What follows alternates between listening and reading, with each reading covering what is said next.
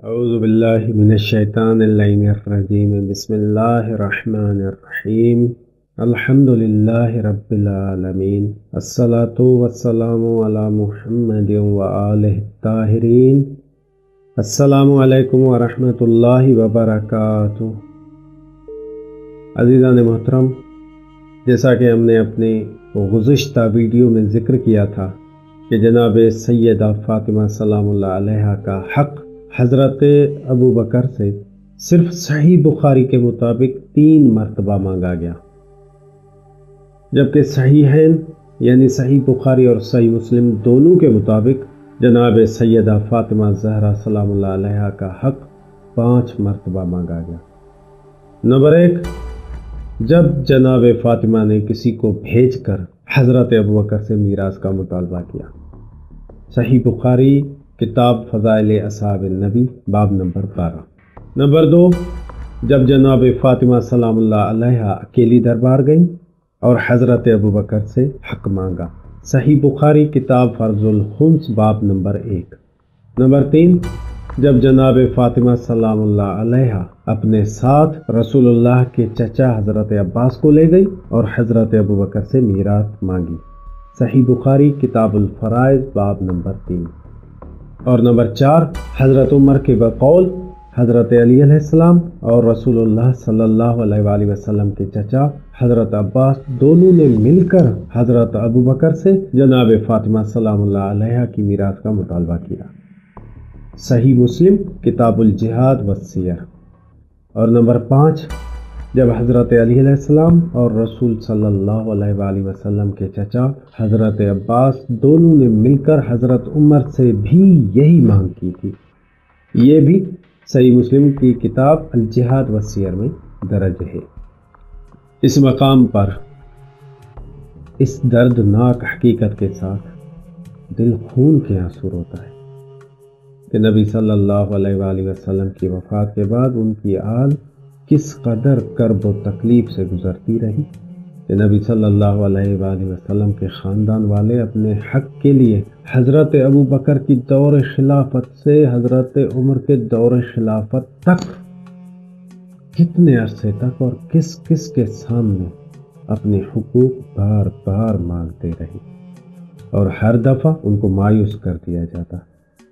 اسی لیے جناب فاطمہ سلام اللہ علیہا روتی اور یہ کہتی ہوئی اس دنیا سے رخصت ہوئی، بابا میں نے تمہیں یوں کھویا ہے جیسے سوکھی زمین پانی کو ترستی ہے۔ جیسا کہ اہل سنت کی کتاب بلاغات النساء میں رسول اللہ صلی اللہ علیہ وآلہ وسلم کی بیٹی کا یہ مکمل خطبہ فدکیہ تحریر ہے۔ یہاں یہ بات بھی اہم ہے کہ جناب فاطمہ سلام اللہ علیہا حضرت ابو بکر سے بیک وقت 3 چیزوں کا مطالبہ کرتی تھی۔ نمبر 1، صدقہ مدینہ، نمبر 2، فدق، اور نمبر 3، سہم خیبر۔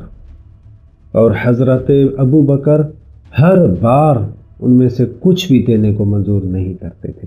حضرت ابو بکر جناب فاطمہ سلام اللہ علیہا کو یہی جواب دیتے کہ میں صدقے میں کوئی تبدیلی نہیں کروں گا، جیسے نبی صلی اللہ علیہ وآلہ وسلم کی زندگی میں تھا ویسے ہی انجام دوں گا۔ حضرت ابو بکر کا یہ عزم اور یہ قانون حضرت ابو بکر تک ہی محدود رہا۔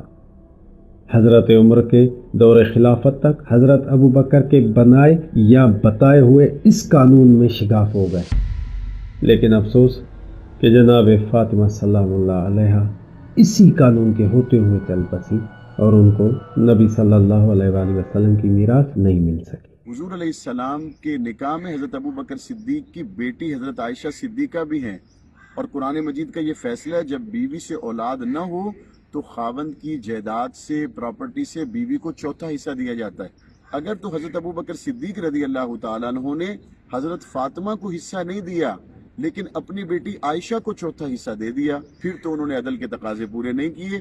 لیکن اگر انہوں نے نبی کی بیٹی کو بھی حصہ نہیں دیا، اپنی بیٹیوں کو بھی 4تھا حصہ نہیں دیا، تو اس کا مطلب ہے کہ ان کے پیش نظر حضور علیہ السلام کا وہ فرمان تھا کہ انبیاء کی میراث دراہم اور دنانیر نہیں، انبیاء کی میراث علم ہوتا ہے۔ انہوں نے اسی پر عمل کیا۔ حقیقت تو یہ ہے کہ محرومہ تو صرف نبی صلی اللہ علیہ وآلہ وسلم کی بیٹی فاطمہ سلام اللہ علیہا ہی رہی، کیونکہ نبی کی زوجات خصوصاً حضرت ابو بکر کی بیٹی حضرت عائشہ کو خیبر کی زمین ملی تھی۔ البتہ یہ کارنامہ حضرت ابو بکر کے بجائے حضرت عمر نے انجام دیا تھا۔ اب حضرت عمر کے پیش نظر قرآن کی آیت تھی یا رسول اللہ کی کوئی حدیث، یہ تو حضرت عمر کو ہی معلوم ہوگا۔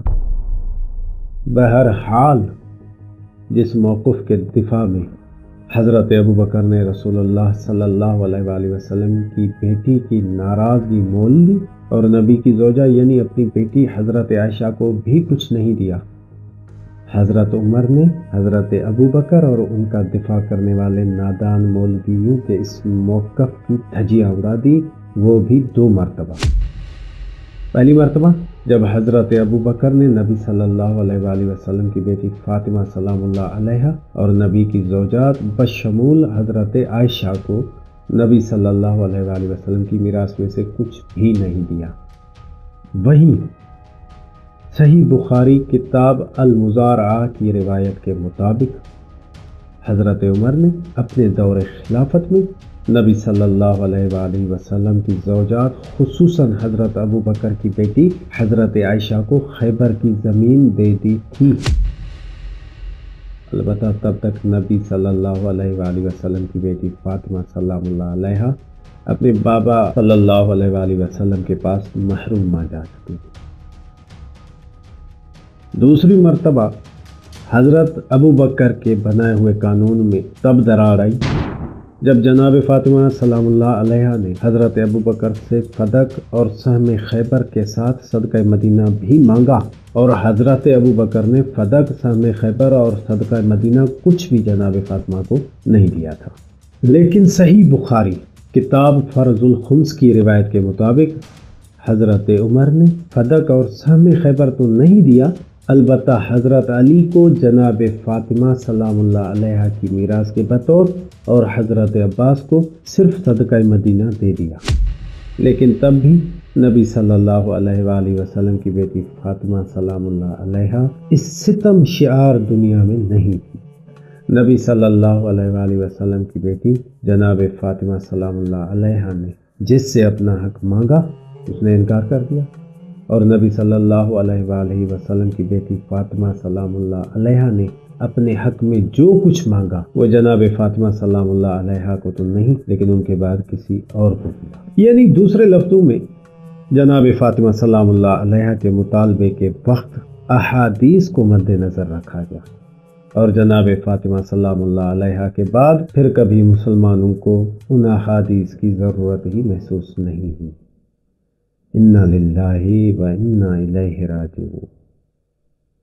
حضرت ابو بکر نے جو چیز نہیں دی اور مخالفت میں بڑی احادیث ذکر کرتے، عزم کا اعادہ کرتے، وہی چیز حضرت عمر نے ایسے ہی کیسے دے دی؟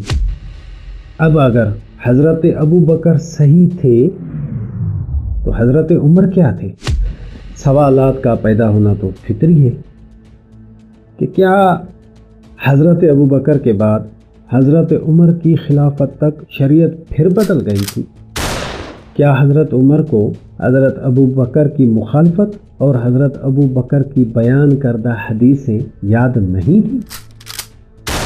کیا حضرت عمر احادیث کے مخالف تھے یا حضرت ابو بکر کی بیان کردہ احادیث پر حضرت عمر کو اعتماد نہیں تھا؟